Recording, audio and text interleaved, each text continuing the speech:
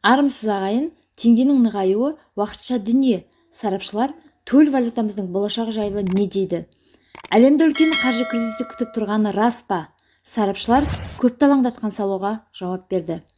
Кейбір сарапшылар Украина мен Ресей арасындағы соғыс әлемдік экономикалық кризиске алып келетінін болжауда. Олардың айтуынша, қаржы нарығындағы жағдай осы жылдың күзінде ушығып кетуі мүмкін. Қаржы сарапшысы Арман Бейсенбаев алдағы уақытта ірі дағдарыс болуы мүмкін екенін жоққа шығармады. Экономистің айтуынша, нарықтың құлдырауы сонау коронавирус пандемиясымен бірге басталған. Негізінен, кез келген кризисте әлемдік экономикадағы кейбір мәселелердің шешімі болады. Дегенмен, коронавирус пандемиясы барлық жоспарды бұзды деуге болады.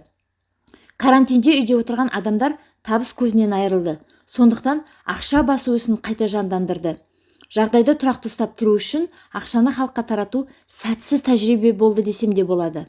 Бұл инфляция деңгейінің өсуіне әкеп соқты, дейді Арман Бейсенбаев. Сарапшы мемлекеттердің сәтсіз тәжірибесі бағаның өсуіне, логистикалық тізбектің бұзылуына әсер еткенін атап өтті. Сонымен қатар, инфляция деңгейінің өсуімен қатар нарықтың құлдырауы жағдайы да одан әрі ушықтырған. Арман Бейсенбаев базалық ставканың көтерілуі экономиканың барлық саласына әсер ететінін айтады. Сондықтан қаржыгер азаматтарға экономикалық дағдарысқа дайындалуға кеңес береді. Ал бұған қарсы белгілі экономист Мұрат Темірханов, әлемдік кризис болса да Қазақстанға төнер қауіп аз дейді. Себебі бүгінгі таңда мұнай бағасы шарықтап тұр. Ал кризис салдарынан жанармай бағасы өссе, бұл еліміз үшін тиімді болмақ дейді ол. Сондай-ақ сарапшы Еуропа банкі мен федералды қор жүйесі сынды ұйымдарға дағдарыстың алдын алу мақсатында түрлі шараларды ұйымдастырып жатқанын атап өтті.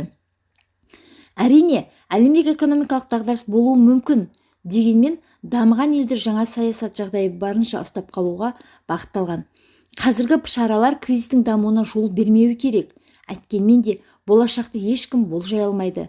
Ірі банктің жабылып қалуы, банкрот болуы, кризистің басталуына себепкер болуы әбден мүмкін. Барлық себептерін тізбектеу мүмкін емес, деп түйіндеді Мұрат Темірханов. Қазақ тіліндегі жаңалықты алғаш болып білгіңіз келсе, каналға тіркеліп, қоңырауды қосып қойыңыз. Лайк басып, достарыңызға таратуды ұмытпаңыз.